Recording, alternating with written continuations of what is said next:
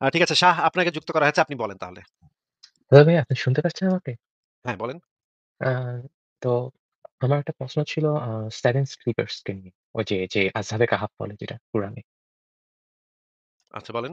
তো আমার কোয়েশ্চেনটা হলো যে কি মানে মোহাম্মদ কি সব জায়গায় কি শুধু গুহা ঢোকায়? যে মানে যেখানে দেখে গুহা আর সেখানের মধ্যে তারা হচ্ছে যে বোমাবাজি করে আর সন্ত্রাসীগিরি তৈরি করে। তো এই সেভেন স্লিপার যেটা নিয়ে আমি যখন গবেষণা করলাম দেখলাম যে কেউ ওটা বাইবেলের মধ্যে ওরকমভাবে করে নাই। কিন্তু কুরআনের মধ্যে খুব এটাকে নিয়ে মানে গবেষণা করছে আরকি। তো এ এই তো সেভেন স্লিপার্স যে এই কার্যক্রমগুলা করছিল যে রোমান এম্পায়ারদের সময় মানে সেখানের মধ্যে বিশৃঙ্খল করছে। তো সেটা নিয়ে আপনার কি মতামত কি? মানে এই সেভেন স্লিপার সম্পর্কে? ভাই আমার তো এ বিষয়ে কোনো এগুলো পৌরাণিক উপকথা এরকম কত উপকথা প্রাচীনকালে হ্যাঁ, হ্যাঁ। ছিল।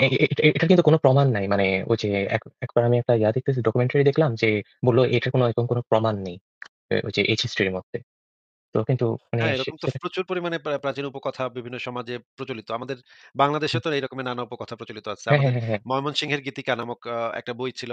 সেখানে একটা গল্প পড়তাম যে একটা রাজা নাকি একটা পুকুর করছে। তারপরে পুকুরে পানি ওঠে না। এখন কি করবে? হুম, হুম, স্বপ্নে হুম। দেখে যে রাজকন্যাকে যদি সে পুকুরের ভিতরে শিকল দিয়ে বাইন্ধা রাখে তাইলে পানি উঠবে। তারপর সে রাজকন্যা সে অনেক কাঁদতেছে। কাঁদতে রাজকন্যারে নিয়ে শিকলের দিয়ে বাইন্ধা রাখছে। তারপর পুকুরে পানি উঠছে। তো এগুলা কি হ্যাঁ, ঠিক আছে। এটা প্রাচীন মানে বাংলাদেশের যে ছোট বাচ্চাদের ঘুম পাড়ানোর জন্য ভালো একটা গল্প। ঠিক আছে। কিন্তু হুম। এটা তো ভাই এটা নিয়ে আমি কি মতামত দিব? প্রাচীন পুরোনো কালের একটা রূপকথার গল্প। ইকবাল ভাই হ্যাঁ, আপনি কি বলবেন বলেন এই বিষয়ে আপনার কি বলার আছে? আমি জানি না আসলে আপনি এই কি নিয়ে কথা বলতেছেন ভাই? আমি কি এটা ওই যে মোহাম্মদ ওই গুহার ভিতরে যে কয়টা লোক নাকি জঙ্গি। ঢুইকা মানে ঘুমায় গেছিল আরকি। জঙ্গি কতগুলা মানে যেটা মোহাম্মদ নবীর মানে খুব ফেভারাইট ঘটনা আরকি বলা যায়।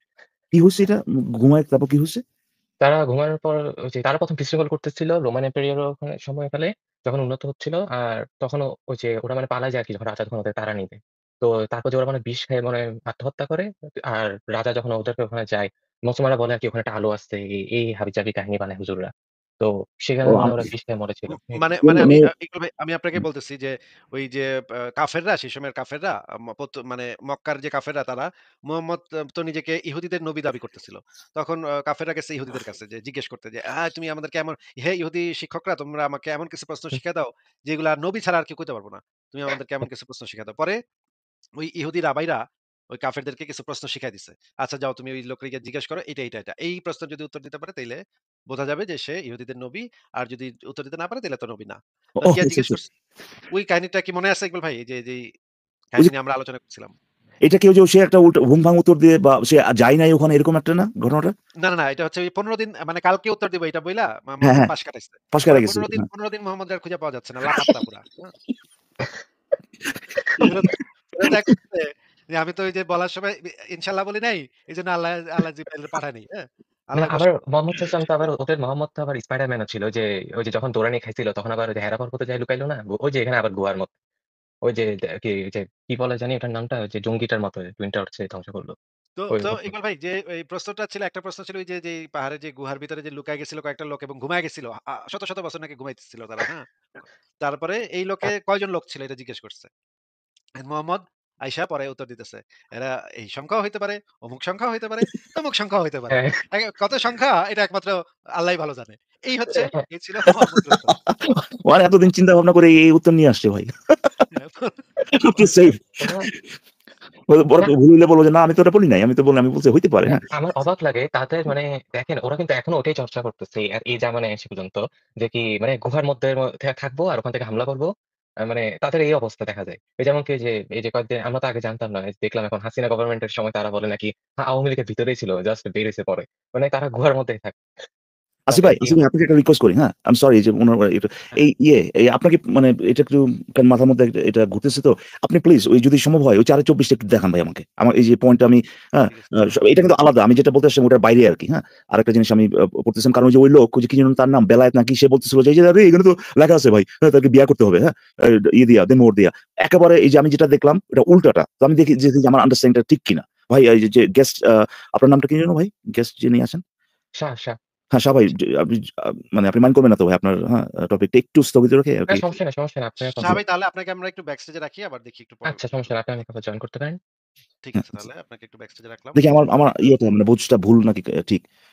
আ সূরা নিসা ২৪ নম্বর আয়াত আমরা একটু আ পরিষ্কার অনুবাদটা পড়ি। এইটা একদম ভালো অনুবাদ। আচ্ছা আমি পড়ি আ তাহলে।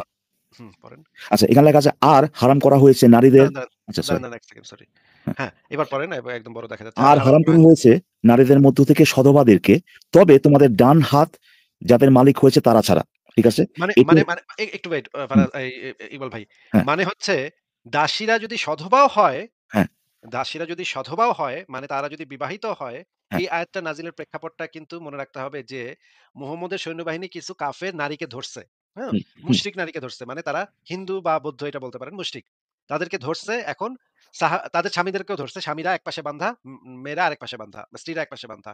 এখন মুহাম্মদের সাহাবীরা ইতস্তত করতেছে, একটু সংকোচ করতেছে যে স্বামীদের সামনেই বউটারে করে দিব।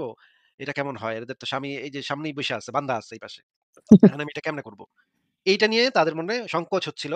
তখন তারা মুহাম্মদের কাছে আসছে, আইসা জিজ্ঞেস করছে যে, "এটা আমরা করতে পারবো কি করতে পারবো না?" হ্যাঁ। তখন এই আয়াতটা নাজিল হয়েছে যে, "সকল সধবা তোমাদের জন্য নিষিদ্ধ।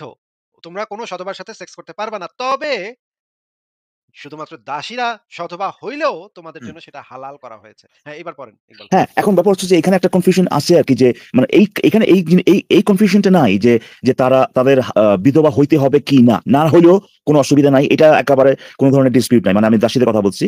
ঘটনাটা হচ্ছে যে তাদেরকে বিয়ে করা লাগবে কিনা? হ্যাঁ? তাদেরকে বিয়ে করা লাগবে কিনা? এখন ওই যে বেলায়েত সে বলতেছিল যে দেখেন, হ্যাঁ, এখানে তো লেখাই আছে যে এই যে দেখেন লেখাটা, যে এটি তোমাদের উপর আল্লাহর বিধান এবং এছাড়া সকল নারীকে তোমাদের জন্য হালাল করা হয়েছে যে তোমরা তোমাদের অর্থের বিনিময়ে তাদেরকে চাইবে বিবাহ করে অবৈধ যৌনাচারে লিপ্ত না হয়। এই কথাটার মাধ্যমে সে বলছে যে হ্যাঁ, সধবা হইলে পরেও দাসীদেরকে বিয়ে করা যাবে। এখানে তো লেখা আছে। কিন্তু এখানে প্রবলেমটা কি, আমি পড়ে যেটা বুঝতেছি, এই যে দেখেন হারাম করা হয়েছে নারীদের মধ্যে সধবাদেরকে। ওকে, ঠিক আছে। তবে তবে ডান হাত যাদের মালিক হয়েছে, আচ্ছা ঠিক আছে, ওদেরকে কিছু একটা করা যাবে। বিয়ে বা সেক্স। ধরেন আমি আপাতত সিওর না। বিয়ে বা সেক্স কিছু একটা করা যাবে। কিন্তু এর পরের লাইনটা দেখেন যে এছাড়া সকল নারীকে, মানে ওই যে কারা ছাড়া? ওই যে দাসী ছাড়া। এছাড়া সকল নারীকে তোমাদের জন্য হালাল করা হয়েছে যে তোমরা তাদেরকে দিনমোহর দিয়ে বিয়ে করে তারপরে বিয়ে করতে পারো। এছাড়া, যার হ্যাঁ, মানে হচ্ছে যে এই যে বিয়ে করার যে ইয়েটা, যে বিয়ে যে করতে বলছে, এটা তো দাস-দাসীদের উপর অ্যাপ্লিকেবল না ভাই। এই যে সধবা নারীদের ক্ষেত্রে অ্যাপ্লিকেবল না এবং দাসীদের ক্ষেত্রে অ্যাপ্লিকেবল না। হ্যাঁ, এটা সধবা তো নারী ওখানে লেখা এক্সাক্টলি, তাহলে তো আমার আন্ডারস্ট্যান্ডিং ঠিক আছে। দু সে কিন্তু ২ টা বলতেছিল পার্ট। হ্যাঁ? ২ টা সেকশন ইকবাল ভাই। এক হচ্ছে সকল সধবা নারী, এখানে এক্সেপশন হচ্ছে দাসীরা। দাসী, দাসীরা রাইট, এই ক্ষেত্রে এক্সেপশন। এছাড়া হ্যাঁ, সকল সধবা নারী তোমাদের জন্য নিষিদ্ধ। এক্সেপশন হচ্ছে দাসীরা। রাইট এই এবং টোটাল গ্রুপটা ছাড়া হ্যাঁ, বাদবাকি নারীদেরকে এই সধবা নারীদের বাদে এবং সধবা নারীদের ভেতরে যে এক্সেপশন আছে হ্যাঁ, এদেরকে বাদ দিয়ে, এদের পুরা সেটটাকে বাদ দিয়ে বাদবাকি যত নারী আছে তাদেরকে তোমাদের জন্য হালাল করা হয়েছে। অর্থের বিনিময়ে চাওয়া বিবাহ করার জন্য, হ্যাঁ। অবৈধ যৌনাচারে লিপ্ত হওয়ার জন্য নয়। রাইট। এটা। কিন্তু এই যে গ্রুপটা আপনি বললেন, যাদেরকে ধরেন ধরেন আপাতত আমরা এটা অর্থের বিনিময়ে ওইটারে আমরা দেনমোহরি ভালোই বললাম। দেনমোহর করে বিয়ে করে। ঠিক আছে? কিন্তু দাস-দাসী তো ওই গ্রুপের মধ্যে নাই। এখানে তো এছাড়া বলা আছে যে এছাড়া সকল নারীকে তোমাদের জন্য হালাল করা হয়েছে যাদেরকে তোমরা বিয়ে করবা। হ্যাঁ, এছাড়া সকল নারী যাদেরকে বিয়ে করবা। যাদেরকে বিয়ে করবা তার মধ্যে তো দাস-দাসী নাই তো ভাই। তাই না? একদম, একদম। আচ্ছা, তাহলে বলে আমার আন্ডারস্ট্যান্ডিং ঠিক আছে। তাহলে ওই লোক বেলায়েত কিন্তু সে কিন্তু এখানে এই যে কারচুপিটা করছে। এছাড়া বলতেছে, কিন্তু সে বলছে এই যে দেখেন এখানেই লেখা আছে যে দাস-দাসীদেরকে বিয়ে করতে হবে। এই যে অর্থের বিনিময়ে হবে হোয়াটএভার দেন মোহর দিয়ে। সে তো পুরো চাপা মারছে তাহলে এখানে। কিন্তু ইকবাল ভাই আমার মনে হয় না যে মানে বাটপারি করার মতো যথেষ্ট আচ্ছা, আচ্ছা, ম্যাচুরিটি আচ্ছা, আচ্ছা, আচ্ছা, ও দেখেই নাই সেই জিনিসটা। আমার মনে হয় না সে বুঝে না। এগুলো বুঝে না। এগুলা আপনি এরে ৫০০ বার ইয়াত পড়াইলেও মাথার কোনো কিছু বুঝবে না। আপনি দেখেন না DIBET লিখা সে আসছে। আপনি এবং সে কিন্তু ভদ্রলোক, ভদ্রভাবে কথা বলছে এবং হ্যাঁ, ভদ্রভাবে সে বুঝতেছে না। এটার মানে কি? ভদ্রভাবে সে চুপ করে মানে শুনতেছিল না, তাই না? শুনতেছি না ভদ্রভাবে। ভদ্রলোকের বিষয়ে কোনো সন্দেহ নাই। কিন্তু আচ্ছা, মানে আচ্ছা, ঠিক আছে ভাই। আমি আমি আমি আমি হ্যাপি। আমি এটাই মানে ওই যে যেটা বলতেছিলাম আরকি, যে আযাবের ওইটা বাদ দিয়ে আরকি, ওটা আরেকটা ইস্যু। আর এইটা আমি যখন পড়তেছিলাম তখন আমার কাছে এইটা মনে হচ্ছে যে কই ভাই, এখানে দাস-দাসীদের বিয়ে করা তো দূরের কথা। উল্টা এক্সপ্লিসিটলি বইলা দিছে যে যে যে যেগুলোর বিয়ে করবা, যেগুলো তোমাদের জন্য হালাল করা হইছে তাদেরকে তোমরা তো মানে যেগুলোকে বিয়ে করে আরকি যৌন সঙ্গম করবা বা whatever it is, তাদের সেই ক্লাসটা সেই গ্রুপের ভিতর থেকে এক্সক্লুড করা হইছে ভাই। এক্সক্লুড করা হইছে আপনার দাস-দাসীদেরকে। একেবারে এক্সপ্লিসিটলি এখানে লেখা। এছাড়া এদের ব্যতীত আর কি বলবো ভাই? এটা তো রীতিমতো প্রমাণ যে মানে এখানে আর কোনো ইয়েও দরকার নাই ভাই। মানে কি বলবো এটাকে, যে এই আয়াত থেকে এটা বুঝতে পেরেছি, ওই আয়াত থেকে ওটা বুঝতে পেরেছি। দাস-দাস মানে যে নারীদেরকে বিয়ে করতে হবে, যেটা কিনা মানে অ্যাবসোলিউটলি আপনার বিয়ে করতেই হবে, ওই গ্রুপ থেকে বাদ করে দিছে ভাই দাস-দাসীদেরকে একেবারে এক্সপ্লিসিটলি। আর অন্য কোনো আয়াতই দরকার নাই ভাই। দাসীদেরকে বিয়ে করে সেক্স করা লাগবে কিনা এই ইয়েটাতে, এই প্রশ্নটাতে। আর অন্য এবং কোনো আয়াতই দরকার নাই। এখানেই আছে, এবং তাই না? এবং হাদিসে এই আয়াতের প্রেক্ষাপটটা যদি আমরা ভালো করে পড়ি দেখেন, আ প এই যে দেখেন, ২১৫৫ নম্বর, আবু সাঈদ খুদরি হতে বর্ণিত, হুনায়নের দিন রাসূলুল্লাহ আওতাস সিদ্দিকের একদল সৈন্য পাঠালেন। তারা শত্রুর মোকাবেলায় অবতীর্ণ হয়ে তাদের বিরুদ্ধে যুদ্ধ করেন এবং তাদের উপর বিজয়ী হয়ে তাদের নারীদেরকে বন্দী করে আনেন। কিন্তু সেই বন্দী নারীদের মুশরিক স্বামীরা বর্তমান থাকায় রাসূলুল্লাহর কতিপয় সাহাবী তাদের সাথে সঙ্গম করাকে গুনাহ মনে করেন। হ্যাঁ, এ প্রসঙ্গে আল্লাহ এই আয়াতটি অবতীর্ণ করেন, যে মহিলাদের স্বামী আছে তারা তোমাদের জন্য হারাম। তবে তোমাদের অধিকারভুক্ত দাসী ব্যতীত। সূরা নিসা আয়াত ২৪, অর্থাৎ যুদ্ধবন্দী দাসী যখন তাদের ইদ্যৎকাল সমাপ্ত করবে তখন তারা তোমাদের জন্য বৈধ। মানে আচ্ছা। এখানে কিন্তু একদম পরিষ্কারভাবে এই আয়াতের প্রেক্ষাপট এবং আমরা যে আয়াতটা নিয়ে কথা বলতেছিলাম ইকবাল ভাই, সূরা হ্যাঁ, নিসা ২৪ নম্বর আয়াত। এটার ভিতরে কিন্তু আরেকটা গ গ মানে মানে বড় একটা জিনিস রয়ে গেছে, আমরা কিন্তু অনেকেই খেয়াল করি নাই। এই আয়াতে কিন্তু মুতা বিবাহকে বৈধতা দেওয়া হয়েছিল। এই ওই আয়াতের ভিতরেই কিন্তু ওই যে পয়সা দিয়ে যৌন আর্থিকভাবে যেটা। সঙ্গম, হ্যাঁ, পয়সা দিয়ে যৌন সঙ্গমের বিষয়টা এই আয়াতের ভিতরেই আছে। এটা হ্যাঁ, একটা ব্যাপার। আমাদের সাথে আকবর উল আজিম ভাই চলে আসছে। ইন্দ্রানী ভাই, আপনি যুক্ত হয়ে যেতে পারেন। তাহলে আমরা একটু আপনার যে লাইভটা সেটা নিয়ে একটু কথা বলতে পারি। আকবরুল আজিম ভাই, আপনাকে কংগ্রাচুলেশনস। গতকাল যে লাইভ বিতর্কটা আমরা দেখলাম, যদিও পুরাপুরি একপাক্ষিক পিটানি দেখছি আমার কাছে যেটা মনে হয়েছে যে একপাক্ষিক মাইর পিটা। কিন্তু মানে একটু খারাপও লাগছে যে একপাক্ষিকভাবে জিনিসটা হইতেছে। সবকিছু একপাক্ষিক হয়ে গেছে। আপনি একটু মানে মনে করেন খুব ওভার কোয়ালিফাইড ছিলেন ওই মুমিনের সাথে আলোচনা করার জন্য, আপনি খুবই ওভার কোয়ালিফাইড ছিলেন। কিন্তু আপনার বিতর্কটা দেখে মজা পাইছি যে চিনাহাগা মুমিন যে কিভাবে পোল্টি মারলো। একটু পরে দেখলাম যে হাদিস মানি না। সে বুখারী শরীফ তো ৩০০ বছর পরে লেখছে। ওটার থেকে আমরা কেন নিব? আমরা ওগুলো তো মানুষে লেখছে। এগুলো মানুষের থেকে আমরা কেন নিব? ওই কিন্তু মানুষ দেখেন না। আমি এখন এরপরে সে ও প্রশ্ন আমাদেরকে করতেছে বলতেছে আপনাকে। ও দেখেন আমাদেরকে না, বলতেছে যে কি এই যে আপনার আকবরুল আজিম ভাই বহুবার বলছে যে ভাই এই যে আপনি যেটা বলতেছেন এটা কোথা থেকে পাইছেন? মানে ওই যে ট্রান্সলেশন যে ওটারই দলিল দেন ভাই। কেউ একজন যে বলছে ট্রান্সলেশন এটা যে ওই যে একটা পরে ট্রান্সলেশন দিচ্ছিল না ভাই ওই যে চুক্তি মুক্তি নাকি যেন আজিম ভাই? নিজের মুখ বানায় আর কি। কি যেন আপনার মালাকুত নাকি আইমানুম হ্যাঁ, হ্যাঁ, হ্যাঁ। তখন আবার তারা বিশ্বাস মানে কি তাকে তখন তার একেবারে সে যেটা বলছে তার মুখে থেকে বলছে বলে তারা বিশ্বাস করতে হবে। তখন আপনি তো এটাই জানেন না, আপনি তো ওইটাই জানেন না, আপনি আসেন ইসলাম নিয়ে কথা বলতে, আপনি আসেন ইসলামের সমালোচনা করতে, এইটাই তো বুঝেন না, ওইটাই তো জানেন না, এই ধরনের কথাবার্তা বেরোচ্ছে। সে কিন্তু নিজেই আমাদেরকে বলতেছে যে যে ভাই শুধু তাই না, মানে আইরনিক ব্যাপারটা, যারা কিনা ইসলামের ইসলামিক বিশ্বে আর কি মানে একসেপ্টেড হিসেবে স্কলার হিসেবে যারা কিনা এই তাদের মদিনা ইউনিভার্সিটি আবিজাবি এখানে দুনিয়ার ভাই মানে পিএইচডি মিউএইচডি কইরা তারপরে গভর্নমেন্ট দ্বারা সার্টিফাই, তারা পড়াশোনা করাইছে, এই করেছে, কত কিছু করাইছে, তাদেরকে মানে তারা জাস্ট মানুষ এখন। হ্যাঁ ভাই, কে কি বলছে এটা আমরা নিব নাকি? কেউ একজন বললে কি আমরা নিব নাকি? এইটা বলার পরে সে আমাদেরকে তার মুখ দিয়ে যেটা বেরোচ্ছে ওইটা বিনা দলিলে গ্রহণ করার জন্য বলতেছে। মানে কি একটা অবস্থা ভাই, এটা মামা বাড়ির আবদার না কি ভাই এটা? একদম ভাই, একদম। মানে পুরাই ভাই মানে দ্বিচারিতা, বাটপারি এবং মূর্খতা বিশাল একটা কম্বিনেশন গতকাল দেখা গেছে। হ্যাঁ, হ্যাঁ। মানে এজন্য ভাই একটু একটু ডিবেটটা বললেই ডিবেটটা মানে আরো ফর্মাল আরো ভালো হতে পারতো, কিন্তু বেচারা বিপদে পড়ছে কি যে তার সাথে কিন্তু আমার ধরেন আরো 5 মিনিটের 7টা সেশন ছিল, যে আমি 5 মিনিট দলিল উপস্থাপন করবো, সে 5 মিনিট দলিল এবং খণ্ডন উপস্থাপন করবে, এরকম ছিল।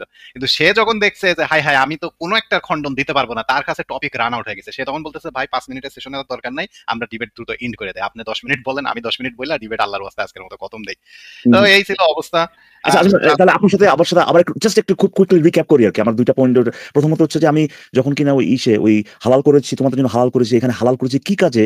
হ্যাঁ, এটা যখন প্রশ্ন করতেছিলাম আরকি, হ্যাঁ, এটা সূত্রটা আমি ওই ৪-২৪ নাকি ওই এটা নিসার 33 এর 50, এটা 33 এর 50 আছে নবীর জন্য। আচ্ছা, যেটাই আরকি মানে না, আমার মনে হয় যে আসিফ ভাই পড়াচ্ছিলেন তাকে, হ্যাঁ? ওইটা হয়তো ওই যে নিসার ওইখান থেকে আসতেছিল। বাট আমি তাকে প্রশ্ন করতেছিলাম, হ্যাঁ, ওইটার সূত্র ধরেই আমি হালাল করা মানে কি? এখানে কিসের জন্য হালাল করা হইছে?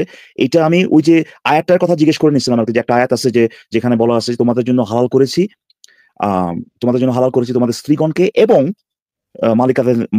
মালিকাধীন দাসীদেরকে এবং মানে এবং দাসীদেরকে। তোমার জন্য হালাল করেছি স্ত্রীগণকে এবং দাসীদেরকে। এখন এইটা কি ওই যে আপনার আযাব কি ৩৩? হ্যাঁ, হ্যাঁ, হ্যাঁ, ৩৩ এর ৫০ রাইট। এক্সাক্টলি আমি ওটা নিয়ে বলছিলাম। ওখানে আমার পয়েন্টটা ছিল এটা যে এইখানে হালাল কি কাজে হালাল এটা পরে বাইর করা যাবে না কি কাজে। বাট এট লিস্ট আমরা ডেফিনিটলি এটা বলতে পারি। এখানে বিয়ে করা হালাল করেছি, বিয়ে করার জন্য এটা খাটে না। এটা আমার পয়েন্ট ছিল প্রথমত। কারণ আমি যেটা দেখছি এর আগের এই সংক্রান্ত আলোচনায় এই মুমিনরা যেটা করে সেটা হচ্ছে যে তারা হালাল করেছি এইটা অন্য কোনো জায়গায় হয়তোবা বিয়ে করা বা whatever এটা যদি বলেও থাকে সেটাকে তারা এই জায়গায় খাটায়। বলে যায় ভাই হালাল করেছে এটা বিয়ে করার জন্য। কিন্তু স্ত্রীগণকে তো আবার আপনি বিয়ে করবেন, স্ত্রীগণ তো অলরেডি স্ত্রী, বিয়ে করে ফেলছেন, তাকেও আবার হালাল করবে কি ভাই বিয়ে করার জন্য, তাই না? সো এটা ছিল নাম্বার 1। এটা হ্যাঁ? এই জিনিসটা আমি ক্লিয়ার করার জন্য মানে আজকে ক্লাসটা মনে হচ্ছিল যে হয়তোবা আমার এটা পুরোপুরিভাবে বলি নাই যে আমি ওই আয়াতের কথা বলতেছিলাম। আর সেকেন্ড হচ্ছে যে একটু আগে আসিফ ভাই যেটা দেখালো, ওই লোকে মানে ওই আপনার যার সাথে ডিবেট করছেন সে একজনকে নিয়ে আসছিল আরকি।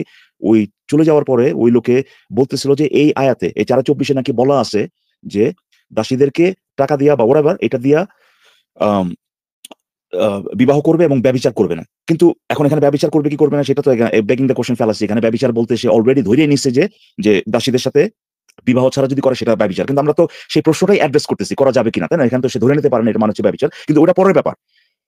যে হ্যাঁ ভাই। গ্রুপটার কথা বলছে যে যাদেরকে হ্যাঁ, যারা হালাল এবং তোমরা বিয়ে করবা, ওই গ্রুপটা হচ্ছে দাসী ব্যতীত, দাসী ব্যতীত ওখানে লেখা আছে যে এছাড়া অন্য সব নারী তোমাদের জন্য হালাল। এছাড়া কোনটা ছাড়া? ওই যে ওখানে কিন্তু অন্যান্য গ্রুপের অন্যান্য নারীদের মধ্যে মানে বাপ-মা সরি বাপ তো না মানে মা এবং ইয়ারি কগুলো আছে যেগুলো করা যাবে না।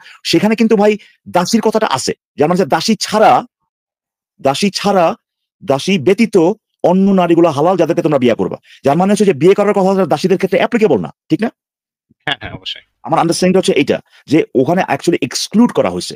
ওখানে দাসীদেরকে বিয়ে করতে হবে এটা ইনক্লুড করা হয় নাই। ও দাসীদেরকে এক্সক্লুড করা হয়েছে যাদেরকে বিয়ে করতে হবে ওই গ্রুপ থেকে। মানে হচ্ছে তারা এক্সাম্পট, মানে হচ্ছে তাদেরকে বিয়ে করা লাগবে না।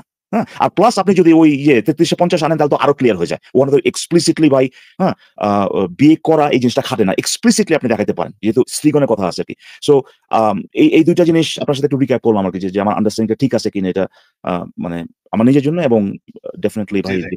যারা শুনতেছেন এর কাছে ঠিক আছে গুড। ভাই এই যে আপনি তো এই আয়াতটাই বলতেছিলেন যে যেটাতে হচ্ছে আমি তোমাদের জন্য বৈধ করেছি তোমাদের স্ত্রী মালিকানাধীন আল্লাহর হ্যাঁ, হ্যাঁ, ভাই হ্যাঁ, আর হ্যাঁ, হচ্ছে তোমাদের মধ্যে যারা মালিকানাধীন হয়েছে তাদেরকে। তো তার মানে এক্সাক্টলি অবশ্যই এখানে বৈধ করা মানেটা কি? এখানে বৈধ করা এখানে মানে কি? এখানে হ্যাঁ, এখানে হচ্ছে যে এখানে যেই কাজটাকে বৈধ করা হয়েছে সেই হ্যাঁ, কাজটা বউয়ের সাথে করা যাবে, হ্যাঁ। ভাইয়ের মালের সাথে করা যাবে আর মালিকানাধীন দাসীদের সাথে করা যাবে। কোন কাজটা করা যাবে সেটা উল্লেখ নাই। সেটা আমরা কনটেক্সট অনুযায়ী বুঝে নেব যে কি এক্সাক্টলি কাজটা মানে করতে এটাই বলতেছিলাম। এটাই বলছে না। হয়তোবা এটা বিরিয়ানি খাওয়ার কথা বলছে। আমি মানে অবশ্যই হুম, ঘটনা আমি বলতেছি। হয়তোবা এটা লুডো খেলার কথা বলছে। বাট ডেফিনিটলি বিয়ে করার কথা বলে নাই। কারণ এখানে না, স্ত্রী ইনক্লুডেড, তাই না? এটা ছিল আমার হ্যাঁ। পয়েন্ট। আচ্ছা, আচ্ছা, আচ্ছা। বউয়ের এটা সাথে তো ডাবল বিয়ে করা যায় না। হ্যাঁ, বউয়ের সাথে তো এ ডাবল বিয়ে করতে এই হলে তো আয়াতের সাথে ইকবাল ভাই আপনার যে পয়েন্টটা সেই পয়েন্টটা একদম হুবহু ম্যাচ করে। আর সূরা নিসার যে ২৪ নম্বর আয়াতটা সেটার সাথে সেটার যেহেতু পূর্বের একটা কনটেক্সট আছে, হ্যাঁ। সেহেতু 100% আপনার এই বক্তব্যের সাথে ম্যাচ করে না। কিছুটা থাকে। তবে মূল পয়েন্টটা সেমই থাকে। আপনি না, যে না মূল পয়েন্টটা কিন্তু আমি তো আমার যে এখানে সেম। যে হালাল করেছি যে এটা বিয়ে না, এটা আমার এই আয়াতের ক্ষেত্রে যে ৩৩ এ হ্যাঁ, ৫০ হ্যাঁ, হ্যাঁ। আমি এটা আমি একটা বুঝতে পারছি। সেকেন্ডারি পয়েন্ট ওই ২৪ থেকে দেখাচ্ছিলাম যেখানে কিনা মানে যে পয়েন্টটা ছিল এইটা। পয়েন্টটা ছিল মানে কি? পয়েন্ট হচ্ছে এইটা যে যাদেরকে বিয়ে করার কথা বলা হইছে, যাদেরকে বিয়ে করবা তোমাদের এছাড়া তোমাদের এছাড়া সকল নারী সে হালাল করে দিছে আরকি যাদেরকে তোমরা বিয়ে করবা। ওই এছাড়া কে ছাড়া? ওখানে তো দাসী আছে, তাই না? হ্যাঁ, তো হ্যাঁ, আমার পয়েন্ট হচ্ছে এইটা যে যাদেরকে বিয়ে করতে হবে ওই গ্রুপটার ভিতরে দাসী নাই ভাই। ওই গ্রুপটা ওই মানে গ্রুপটার দাসী ভিতরে দাসী নেই। ব্যতীত হ্যাঁ। যে গ্রুপটা সেটারে বিয়ে করতে হবে। তো দাসী তো নাই সেখানে। উল্টা আরো এক্সপ্লিসিটলি বলে দিছে যে বিয়ে করা লাগবে না। মানে আমার সেকেন্ড পয়েন্ট হচ্ছে এইটা।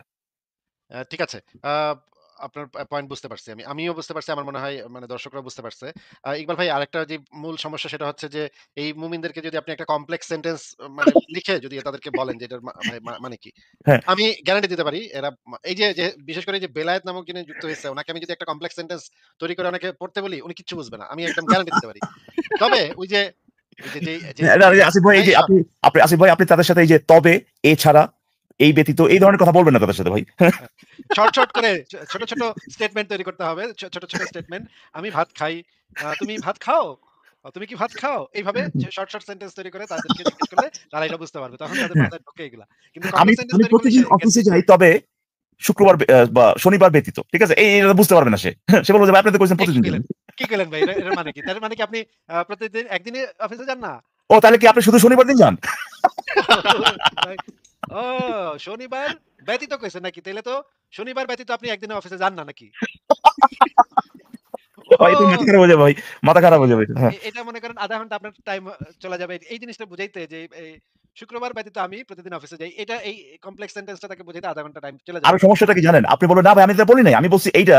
তখন হালে বলব কি, "হ্যাঁ ভাই আমি তো ওইটাই কইতেছি।" আলহামদুলিল্লাহ। আমি তো এটাই কইতেছিলাম। মানে সে কিন্তু এটাকে উল্টাটা কইতেছিল। এবং একটু পরে সে বলবে, আমি তো এটাই বলতেছিলাম।" আপনি বুঝেন নাই। ভাই আমি তো আপনার এটাই কইতেছিলাম। আপনি তো বুঝেন না আমার কথা। হ্যাঁ? মানে তখন আর কি হতভম্ব হয়ে তাকায় থাকতে হয়। কি বলব ভাই? কিন্তু ইকবাল ভাই যে এই যে মাইশন যে লোকটা এইটাই ছিল বাটপার। এইটাই ছিল যাই এইটা না বুঝা বাটপার, সে হ্যাঁ। অস্বীকার করতেছে। তারা ২ জনই এইটা জিজ্ঞেস পুরো করতেছে। বাটপার ভাই। এটা পুরো বাটপার। পুরো একটা বাটপার। হ্যাঁ, একদম। যেই জিনিসটা আমরা অ্যাচিভ করলাম গতকালের লাইভে, মুমিনরা রেফারেন্স এ ঠেলায় পড়লে লাইভে আইসা বিতর্কের ভিতরে আইসা দাবি করে যে ইসলামে নাকি দাসীর সাথে বিয়ে ছাড়া সঙ্গম করা যাবে না। এটা নাকি হারাম। এই জিনিসটা আমরা অ্যাচিভ করলাম যে মুমিনরা এতটাই লজ্জিত যে তারা এখন টোটালি জিনিসটা অস্বীকার করতেছে। হ্যাঁ। এটা আমার কাছে খুবই ভালো লাগছে। আকবরুল আজিম ভাই আপনাকে এইজন্য একটা স্পেশাল ধন্যবাদ। থ্যাংক ইউ ভাই। ওইটা আমি ভাবছি যে ভাই কাট করে ওইটা মাঝে মধ্যে ২-১ জনকে দেখানো উচিত যে এই যে ভাই এটা যে বলতেছে যে দাসীর সাথে বিয়ে না করে, আপনি কি এটার সাথে একমত কিনা? এইটা ভাই একটা হয়েছে। মোটামুটি দেখা যাক কি হয়। হ্যাঁ, হ্যাঁ, কিন্তু আমরা সেটা আরো কিছু কথাবার্তা ধরেন যে ইসলাম দাসপ্রথাকে বিলুপ্ত করে নাই, কিন্তু সংস্কারের মাধ্যমে বিলুপ্ত করেছে। অ্যাঁ? সংস্কার আর বিলুপ্তির মধ্যে পার্থক্য আছে, যেটা জানতে হবে আপনাদেরকে। ইসলাম বিলুপ্ত করে নাই, কিন্তু সংস্কারের মাধ্যমে বিলুপ্ত করেছে। কি যে বলে না বলে ভাই, মানে ভাই রে ভাই, ঘটনাটা হচ্ছে যে যে আমার মনে হয় দাসপ্রথার যে ডিসকাশনটা, সেখানে শুধুমাত্র এক লাইন যে কিনা ইসলামের যে পজিশনটা সেটার বিপক্ষে কথা বলতে, তার শুধু একটা লাইন বলতে হবে ভাই, যে দাসপ্রথা মানে এটার যেমনিই হোক না কেন, একটা মানুষ একটা মানুষকে ওন করতেছে, এতটুক থাকাটাই ভাই গ্রোটেস্ক, এতটুক থাকাটাই অমানবিক, বর্বর, এবং কি বলবো, হিউম্যান রাইটস এর সবচাইতে বড় ভায়োলেশন হচ্ছে এইটা, আরেকটা মানুষকে ওন করা। এইটা তো আছে রে ভাই, তুমি তার বিরিয়ানি খাওয়া না যাই খাওয়া, এই জিনিসটা তো অবশ্যই আছে, তাই না? ইকবাল ভাই দেখেন, এই যে মুমিনরা যে এই কথাটা যে রিপিটেডলি বলে যে ইসলাম হচ্ছে এটাকে সংস্কার করছে এবং দাসদের বিভিন্ন রাইট দিছে। এখন আমার প্রশ্ন হচ্ছে যে যখন আপনি কোনো একটা জিনিসকে লিগ্যালাইজ করবেন সম্পূর্ণ, যেমন ধরেন আমেরিকাতে ধরেন তো পতিতাবৃত্তি সম্ভবত লিগ্যাল, তাই না?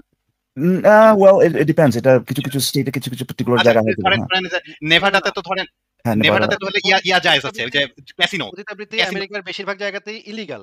হ্যাঁ। আচ্ছা আচ্ছা, কিন্তু তাহলে আমি যদি আপনি পর্নোগ্রাফি তৈরির জন্য যদি আপনি ওই জিনিসটাকে ভিডিও করেন, তখন সেটা লিগ্যাল হবে। যেহেতু আপনি একটা বাণিজ্যিক উদ্দেশ্যে এই কাজটা করতেছেন। যদি সেখানে কোনো ভিডিও ক্যামেরা থাকে এবং এটা যদি বাণিজ্যিক উৎপাদনের জন্য আপনি করে থাকেন, তাহলে সেটা লিগ্যাল হবে। কিন্তু আপনি যদি অর্থের বিনিময়ে কোনো একটা মেয়ের সাথে এই কাজ করেন, এটা বেশিরভাগ জায়গাতেই ইলিগাল।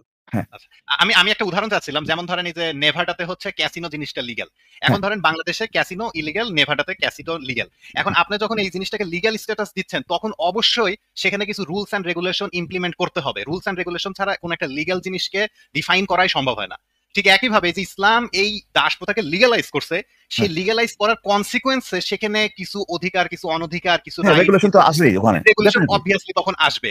এটা তো ভাই আপনি যে একটা ইনহিউম্যান জিনিসকে কন্টিনিউ করছেন, সেটার হ্যাঁ, সাইড ইফেক্টে আপনার এটাকে কন্টিনিউ করতে হ্যাঁ ভাই, এটার এই যে এই যে তাদের যে স্টুপিড যে আর্গুমেন্টটা ভাই, ইসলাম তো শুরু করেনি। আরে বেটা, আমি যদি মানে কারো মানে আমার কথা বলবো, কেউ যদি আজকে রহিম যদি করিম রে খুন করে ভাই, এই তো প্রথম খুনি না ভাই, তাই না?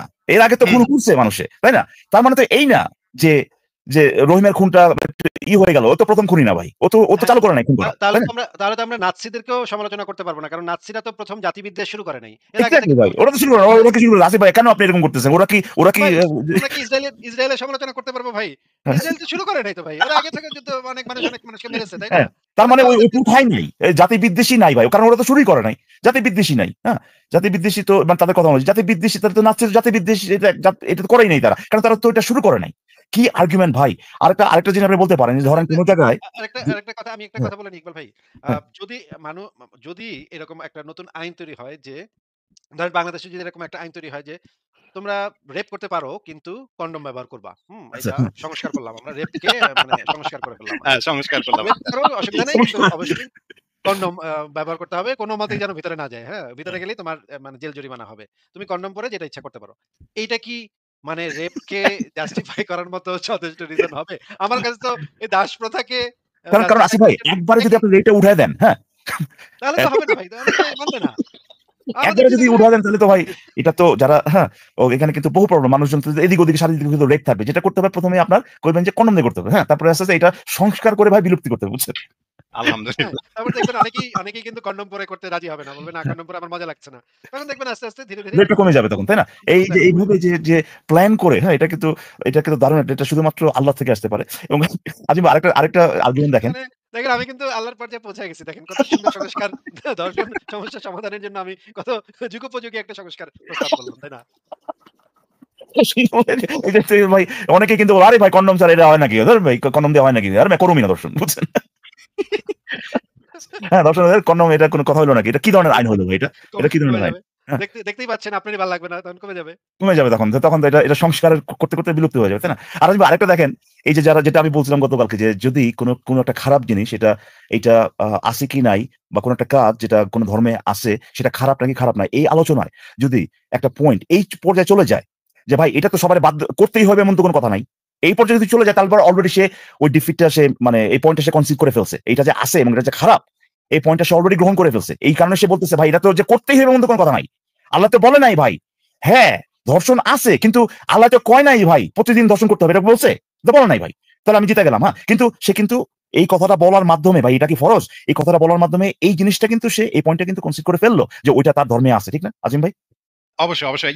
আপনার এই যে মুশফিক মিনার এই জিনিসটা প্রায়ই বলে শিশু বিবাহের ক্ষেত্রে যে ভাই শিশু বিবাহ ইসলামে আছে কিন্তু এটা তো ফরজ না। এটা কিন্তু সে অনেকবার বলছে। হ্যাঁ, তো তার মানে এখন এই যে এর মানেটাই হচ্ছে অ্যাবসলিউটলি সে এটা গ্রহণ করে যে এটা ইসলামে আছে বাট ফরজ না। কিন্তু ফরজ না হইলে পরেও বাধ্যতামূলক না হইলে পরেও যেটা খারাপ এটা তারাই বলবে। ধরেন ইন্ডিয়া যদি একটা আইন করে যে হিন্দুরা মুসলিমদের যেখানেই মানে যেখানেই পাবে, হ্যাঁ, যেখানে পাবে কিছু যদি করে, ধরেন হত্যা করলেও কিছু হবে না হিন্দুদের কিছু হবে না, এদের আইনের আওতায় আনা হবে না। করতে বলতেছে না যে তোমরা যেখানে পাবা ওদের হত্যা করো, মানে ইসলামের মতো বলতেছে যদি কোনো হিন্দু কোনো মুসলিমকে খুন করে, তারা মুসলিম বলে, এইটা মানে এইটা আইন বিরোধী হবে না। এখানে কিন্তু বলতেছে না যে তোমার করতেই হবে। হিন্দুদেরকে কিন্তু মানে ফরজ করে দিচ্ছে না যে মুসলিম যেখানে পাইবা ওখানে হত্যা করবে, এটা কিন্তু বলতেছে না। তো এই জিনিসটা কি গ্রহণযোগ্য হবে ভাই? এটা আপনার ভাই কিছু মুমিনদের কাছে ভাই মুমিনরা বিপদে পড়লে বলতেও পারে। ইদানিং তো মুমিনরা বলে যে আমরা ভারতে জিজিয়া দিয়া থাকবো। ঠিক আছে?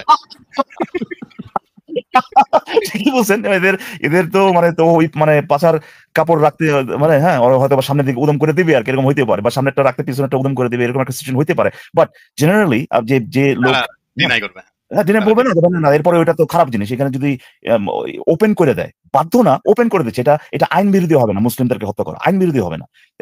এইটাও খারাপ, এইটা গ্রহণযোগ্য হবে না। তো এটার মাধ্যমে আপনি দেখাইতে পারেন যে এই যে ফরজ করে নাই এটা কোনো গ্রহণযোগ্য যুক্তি না ভাই। হ্যাঁ, এটা এই জাস্ট অ্যালাউ করছে কোন একটা খারাপ জিনিস, এটাতেই বোঝা যায় যে সেই আইডিওলজি সেই মতবাদ কতখানি খারাপ। তো যাই হোক গতকাল এটা কিন্তু হ্যাঁ, কিন্তু ইকবাল ভাই আমরা যদি আবার এই যে আক্রমণাত্মক জিহাদের কনটেক্সট গুলা দেখি, সেখানে হচ্ছে যে আল্লাহ মুমিনদেরকে অর্ডার করতেছে যখন তোমরা শক্তিশালী হবা তখন তোমরা কোনো জায়গাতে চুক্তি করবা না, তোমরা হ্যাঁ, তখন আক্রমণাত্মক জিহাদ তোমরা চালাবে, যে জিহাদ আর তলব যেটা সেটা চালাবে, এবং সেই জিহাদের ফলে তো দাসী হবেই। এবং আক্রমণাত্মক জিহাদ যদি ইসলামে ফরজ বিধান হয় তাহলে তো দাসী পাওয়া ফরজ বিধান, এটা প্যাসিভলি তো ফরজই হলো, তাই না আসিফ ভাই? এই ব্যাপারে ফরজ বিধান এটা যে ফরজ এটা সরাসরি বলা নাই কিন্তু ইকবাল ভাই, যে বিষয়টা ইমপ্লিকেশনটা মানে ফরজই, তাই না? কারণ আপনার ফরজ করতে যেতে বলছে, একটা কাজ যেতে করতে বলছে, ওইটা রেজাল্টটা তো দাসী, তাই না? দাসী গিয়ে পড়ে। হ্যাঁ, কিন্তু অবশ্যই, অবশ্যই। মনস্তাত্ত্বিকভাবে যে জিনিসটা তাদের মনে থাকে সেটা হচ্ছে যে পেটে বাচ্চা পুইরা দিতে হবে। হ্যাঁ? মুমিন বাচ্চা পেটে ঢুকাই দিতে হবে। এবং সেখান থেকে মানে মুমিন জিহাদি পয়দা করতে হবে। এটা কিন্তু তাদের মনের ভিতরে থাকে। হ্যাঁ, এটা মোস্ট লাইকলি একটা উদ্দেশ্য, তাই না? এটা কিন্তু দেখেন আম আম এই জিনিসটা তো একদম লিগ্যাল ওয়েতে আরকি পাকিস্তানিরা করার চেষ্টা করছে না ভাই এখানে? এই এবং এই যে তাদের যে এটার যে অনুমোদন যেটা, যে বাঙালি নারীদেরকে যে রেপ করছে এটা তো অনুমোদন প্রাপ্ত, তাই না? এবং এটা অনুমোদনটা কোত্থেকে আসছে? এটা তো তার মানে বা জাস্টিফিকেশনটা কোত্থেকে আসছে? ধর্ম থেকে তো, এই যে ইসলাম থেকে তো আসছে। একেবারে হুবহু, ঠিক না? আমাদেরকে তো আর তারা মুসলিম ভাই মনে করে নাই তখন। সো এটার যে একেবারে মানে রিয়াল লাইফ এক্সাম্পল যেটা, হুম? আমাদের দেশেই তো এই কাজটা হইছে নাকি? আমি আমার বুঝটা ভুল এখানে। কি বলেন ভাই, আকবর ভাই? হ্যাঁ, হ্যাঁ, ঠিকই বলছেন। তারা যে রেড করছে এটার যে এটা যে অ্যালাউড ছিল, এটার জন্য তো ভাই পাকিস্তান আর্মি তো ভাই পাকিস্তানি যারা রেড করছে তাদেরকে তো আর বিচারের আওতায় আনছিল। 93,000-কে ভারতের মধ্যস্থতায় তাদেরকে ফেরত পাঠিয়ে দিয়েছিল, তাদেরকে ফ্যামিলি সহ ফেরত পাঠিয়ে দিয়েছিল 93,000 আমেরিকান সরি পাকিস্তানি সৈন্যকে। বিচার কিছুই হয়নি তাদের। না সেটাই তো, না আমি বলছি পাকিস্তানি গভর্নমেন্ট বোঝাই বেটা তোরা পাঠাচ্ছি যুদ্ধ করতে, তোরা রেড করলি কেন? এইরকম কোনো না, না, না, না, না, তারা করে। সেটাই যার মানে হচ্ছে যে এই জিনিসটা মানে অফিসিয়ালি অ্যালাউড ছিল। হ্যাঁ, এবং এবং সম্ভবত নিয়াজির সম্ভবত বক্তব্য ছিল যে এই আমাদেরকে এই বাঙালি হিন্দুদের যে জাত আছে এটাকে বিশুদ্ধকরণ করতে হবে পাকিস্তানি বাচ্চা পুরে দিয়ে। হ্যাঁ, তো তাহলে এটার রুটটা কোথায়? এটা কোত্থেকে আসছে? এই যে এই যে কামটা যে করতে হবে বা এটা যে ভালো বা এটা যে অ্যালাউবল, এটার রুটটা কোথায়? এটা ইসলামে গিয়ে পড়ে না?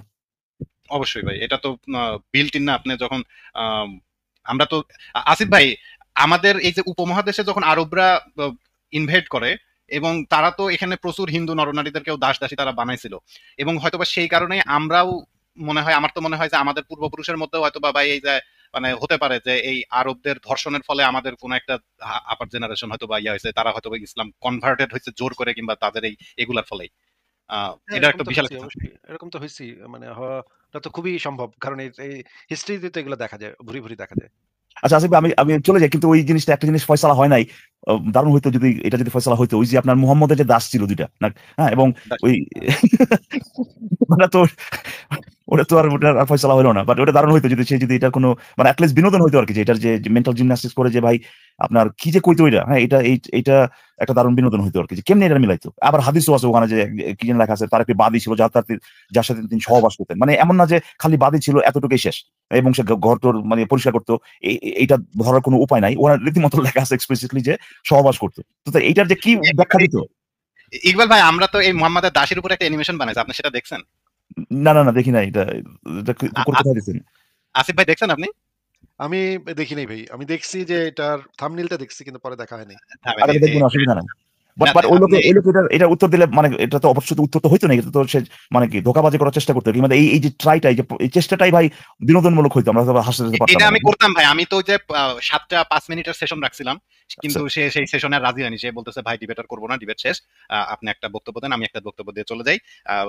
আমি তখন তো তার ধীরে ধীরে একদম এই হাদিসগুলো রাখছিলাম যে চিপকায় চিপকায় প্রতিটা ওয়ার্ড তার একদম মানে তার চিপে চিপে আমি রস বের করতাম, কিন্তু তার আগে সে এটা পালিয়ে এটা গেছে। এই যে আপনার ওই যে আসিফ ভাই এই যে লোকটার ভিডিও আপনার মিজানুর রহমান ওই ভিডিওটা দেখানোর পরে আর কি কইবো ভাই, ও তো ফুটে গেছে ওখান থেকে তখন। হ্যাঁ, আমি সরি যে এই কথাটা বলতে হচ্ছে।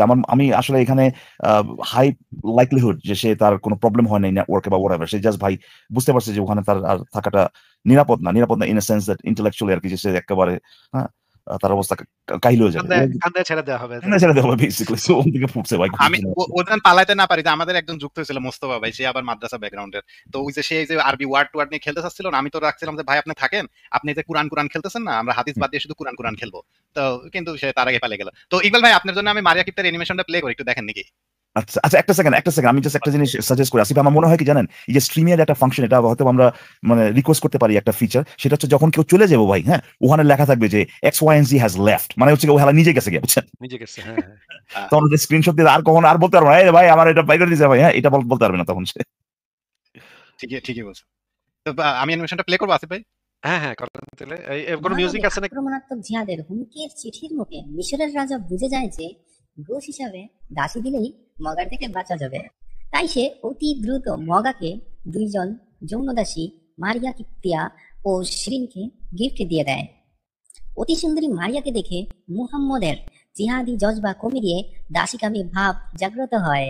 কিন্তু মগানবী মারিয়াকে লাগানোর জায়গা খুঁজে পাচ্ছিল না, বা বাংলাদেশে আমরা যেটাকে লিটনের ফ্ল্যাট বলি, সেটা খুঁজে পাচ্ছিল না। তাই সে মারিয়াকে মগার বউ হাফসা বিনতে ওমরের ঘরে রাখেন। কিন্তু হাফসা ঘরে থাকলে মগা তো আর কুলুকুলু করতে পারছিল না। সেখান থেকে এই ঘটনার সূত্রপাত। চলুন দেখে আসি। ওগো হাফসা, শুনছো?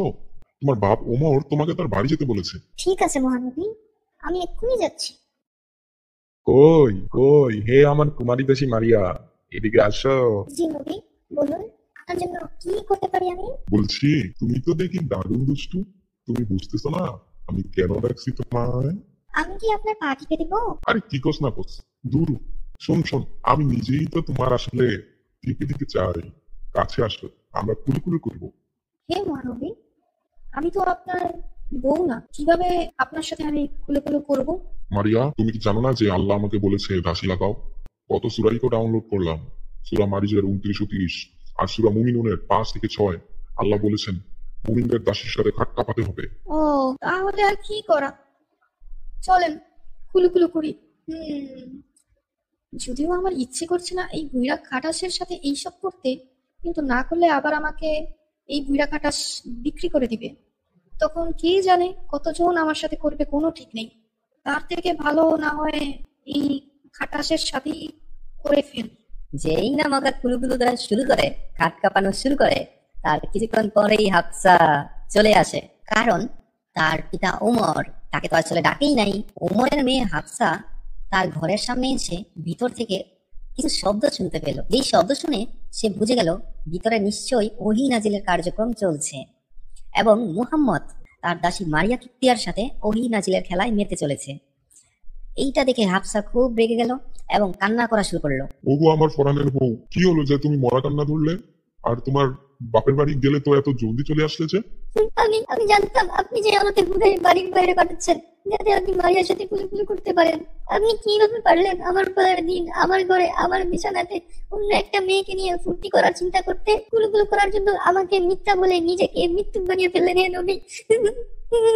আহা, আরে আচ্ছা তুমি আপাতত শান্ত হও তো। তুমি তো জানোই যে আল্লাহ আমাকে ও মুসলিমদের দাসী লাগালাগি করার পারমিশন দিয়েছে।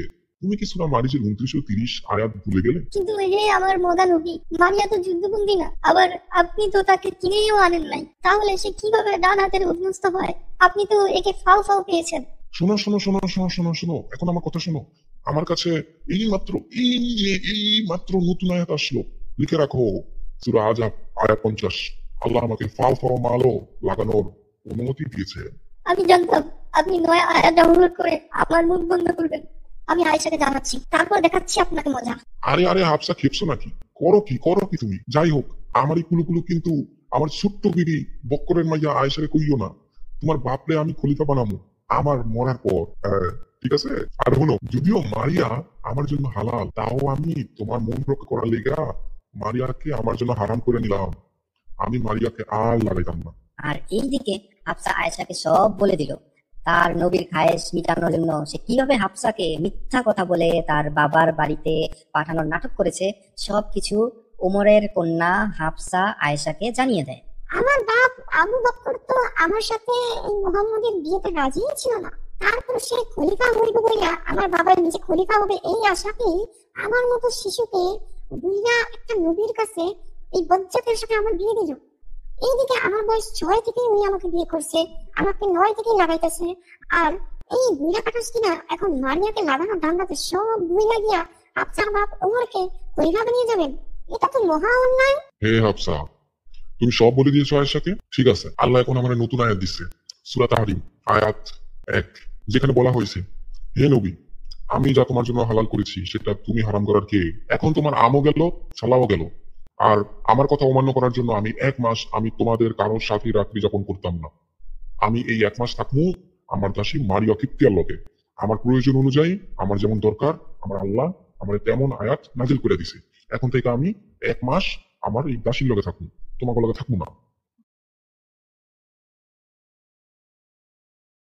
এরপর মুহাম্মদ 1 মাস আর কোনো বিবিকে পাত্তা দিত না। পরে মারিয়া মুহাম্মদ এই দুইজন মিলে একটি সন্তানের জন্ম দেয়, যার নাম হয় ইব্রাহিম। তবে খুবই দুঃখজনক, মারিয়া এবং মুহাম্মদ এই দুজনের একটি সন্তান ইব্রাহিম জন্ম নিলেও এই ইব্রাহিম নামের বাচ্চাটি মাত্র 18 মাস বয়সেই মারা যায়। হ্যাঁ, ভালো আছে ভাই। হ্যাঁ, মানে এই ঘটনাগুলা যদিও এখন আসিফ ভাইয়ের বদলতে আর কি, আগে তো ভাই এরকম মানে অসম্ভব, এগুলা কোথাও এগুলো নিয়ে কথাবার্তা হইতো না। যদি ওই হাদিস মাদিস যেগুলো প্রত্যেক চিপা চুপা থেকে বাইর করে ভাই আপনার লাইভে দেখাতে দেখে, এখন পুরো বাংলাদেশের লোকজন যারাই অনলাইনে ঢুকে মোটামুটি শিওর তারা এই ঘটনাগুলো জানে। কিন্তু এই অ্যানিমেশনের মাধ্যমে ভাই এগুলো আরো পছন্দ করে এটা বেশি আর কি পড়াচ্ছে, তাই না? তো দারুণ হয়েছে ভাই, এবং যে ভাই যে ভাষা দিচ্ছেন ওখানে ভাই ফাও ফাও মাল। আসিফ ভাই কেমন আছে? ভালো হয়েছে, কিন্তু কয়েকটা শব্দ মনে হয় একটু চেঞ্জ করার দরকার হতে পারে, আর ব্যাকগ্রাউন্ড মিউজিক লাগবে একটা। এই দুইটা ঠিক হইলে একদম পারফেক্ট হবে। আর শব্দটা একটু এআই দিয়ে বানানো, তো শব্দগুলা তো একটু ক্যাট করতেছে। এটা দেখি আপডেটেড ভার্সন একটা বানানো চেষ্টা আবার আবার দেখি যে আয়েশা ওখানে থেকে খেলতেছে পুতুল নিয়ে। ঠিক আছে ভাই, তাহলে আমরা পরের জনকে যুক্ত না, করছি। আসিফ আমি তাহলে বিদায় নিয়ে নিই আপনার পরের জনকে ঢুকানোর ঠিক আগে। আছে হ্যাঁ, ইকবাল ভাই, আপনি আবার চলে আসতে চাইলে চলে আসেন, আমরা আছি। হ্যাঁ, ভালো থাকবেন সবাই। ওকে ভাই, বাই বাই। তাহলে আকবর ভাই আপনি কি আছেন? আকবর ভাই আপনি ব্যাকস্টেজে চলে গেছেন। ও, আপনি বোধহয় ইয়াটা চেঞ্জ করছিলেন, এই জন্য চলে গেছেন। এইটাতে ইদানিং মনে হয় কোনো বাগ হয়েছে, তাই না? আচ্ছা এই ইয়াটা চেঞ্জ করলে এটা চলে যায়। সবাই আচ্ছা, ঠিক আছে, তাহলে করি তাহলে। আসিফ ভাই আমি তাহলে জায়গা, খুব ভালো লাগলো, ভালো থাকেন। ঠিক আছে, তাহলে পরে কথা হবে আবার। আচ্ছা আচ্ছা আসিফ ভাই, ঠিক আছে, বাই বাই।